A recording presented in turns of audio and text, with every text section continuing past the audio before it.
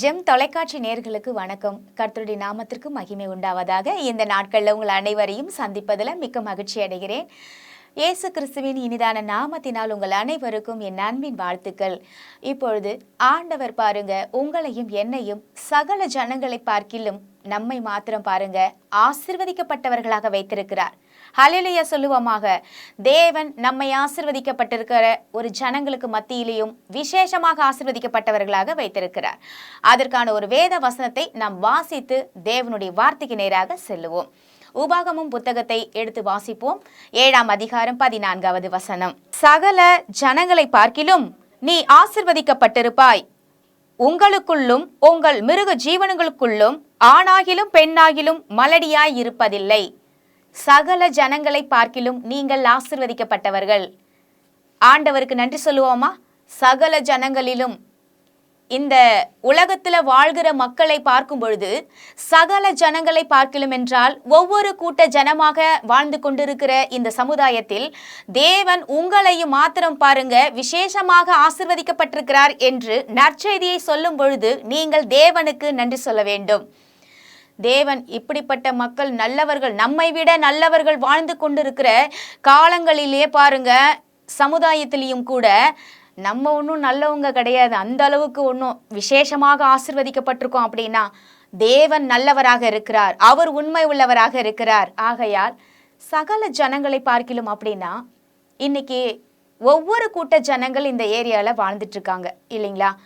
அதாவது நாடாருங்கன்னு பார்த்தீங்கன்னா ஒரு ஜாதி கூட்டம் அப்படி வாழ்கிறாங்க, இப்படி தெலுங்குக்காரங்கன்னு ஒரு கூட்டம் வாழ்கிறாங்க, ஐயங்காருங்கன்னு ஒரு கூட்டம் வாழ்கிறாங்க. அப்போது ஒவ்வொரு கூட்டம்னா ஒவ்வொரு ஜாதிகளும் பாருங்க சகல ஜாதிகள் அப்படின்னா ஒவ்வொரு கூட்ட ஜனங்களை தான் ஆண்டவர் சொல்லுகிறார்.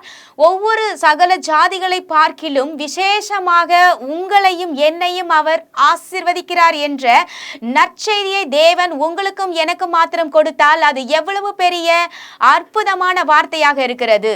தேவன் இவ்விதமாய் ஆசீர்வதிக்கிற தேவனாக இருக்கிறார்.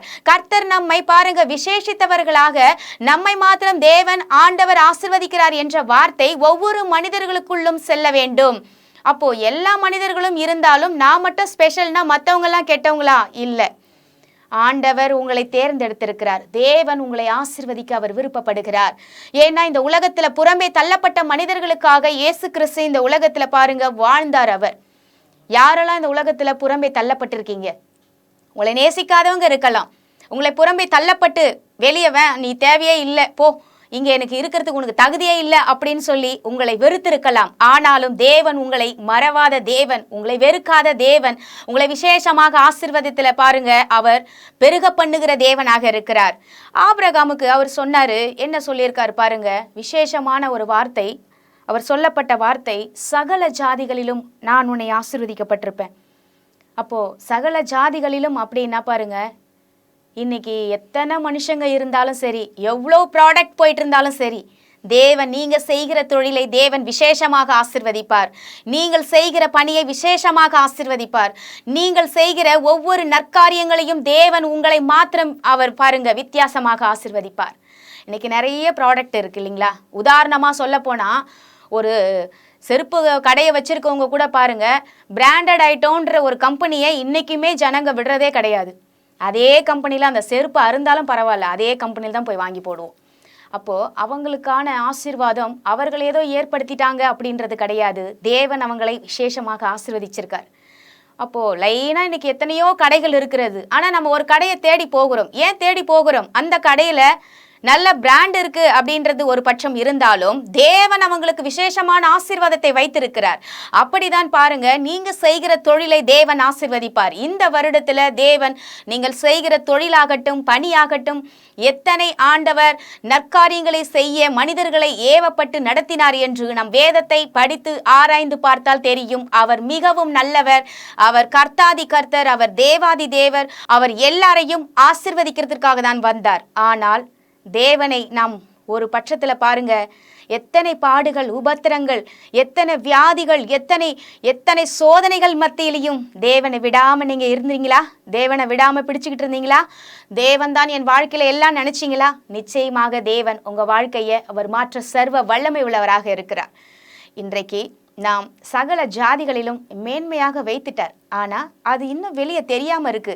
அது எப்ப தெரிய போகுதுன்னு நினைக்கிறீங்களா? இந்த வருஷத்துல, இந்த ஆண்டுல, இந்த நாட்கள்ல தேவன் உங்களை ஆசீர்வதிப்பதை மற்ற ஜனங்கள் பார்க்க போறாங்க. ஆமேன். நாம் ஜெபிக்கலாம் வாங்க. எங்கள் அன்பும் இரக்கமும் நிறைந்த நல்ல தகப்பனே, நாங்கள் உம்மண்டில் வருகிற சுவாமி. இந்த நாட்கள்ல சகல ஜனங்களை பார்க்கிலும் நாங்கள் ஆசீர்வதிக்கப்பட்ட ஜனங்கள் என்று நற்செய்தியை எங்களுக்கு கொடுத்திருக்கிறீர். இந்த நாட்கள்ல நாங்கள் சகல ஜனங்களை பார்க்கிலும் நாங்க தான் பெஸ்டா இருக்கணும்ன்ற எண்ணம் ஒவ்வொரு மனுஷனுக்குள்ளேயும் இருக்கு.